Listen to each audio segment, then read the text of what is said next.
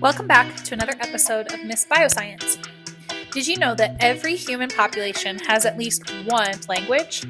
Language is a fundamental part of what makes us human, and it's rooted in our biology, our imagination, and our need to connect with each other. There are over 6,000 languages worldwide. They can be acoustic, like spoken words, visual, like sign language, or even haptic, like Braille. Language isn't just something we use, it's something we're biologically wired to learn, especially as kids. Our biology has evolved to support complex communication. For instance, the hyoid bone, a small bone that supports our tongue, allows us to produce a wide range of sounds. Fun fact, Neanderthals also had one, suggesting that they might have had some form of speech.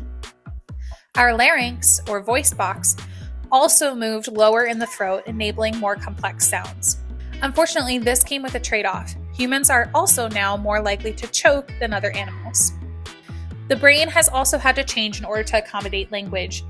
Interestingly, there are two distinct areas for language: the Broca area for producing speech and the Wernicke area for understanding it.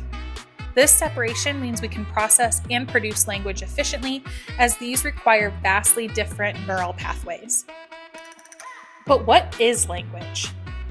Language relies on symbols, arbitrary sounds or visuals that a group of people agree have meaning. Words like tree represent something physical, but language can also represent the intangible, such as whimsy.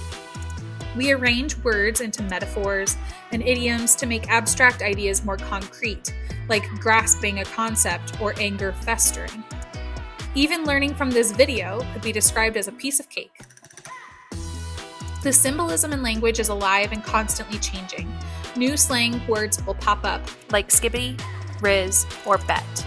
Culture and consumerism can also drive the evolution of language in examples such as Skyping or Venmoing.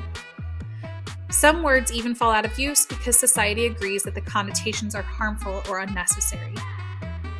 Despite the variety, all languages share some universal traits. For example, there are about 150 different phonemes, the smallest unit of sound, but they can be rearranged into almost infinite words. The longest word in the English language at 45 letters is pneumono-ultramicroscopic silicovolcanoconiosis. Take a look at this word. It's composed of many sounds that you are already familiar with, so maybe you can deduce the definition based on these fragmented meanings.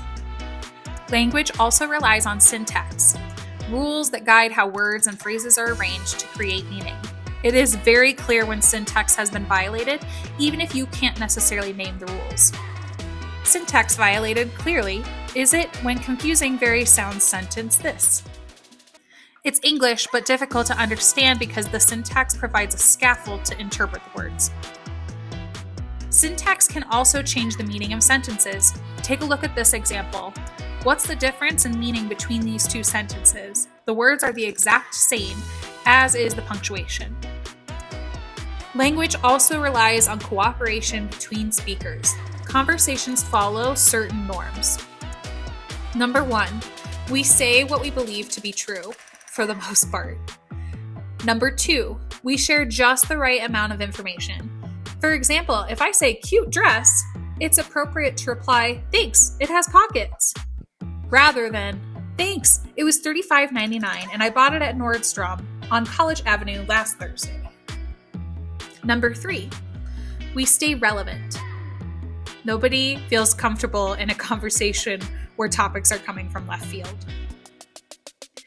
Number 4, we aim to be clear, avoiding unnecessary jargon. Consider your audience. Would you explain this video the same way to a 4-year-old as you would to a 30-year-old linguistics expert?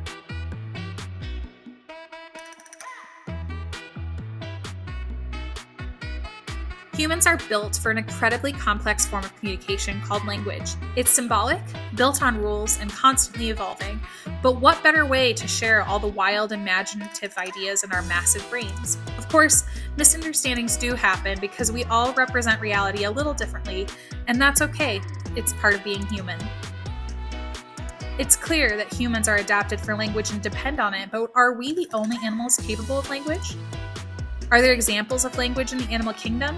Or are humans separated from other species by this gap in communication? Leave your thoughts in the comments and we'll see you for another episode next week.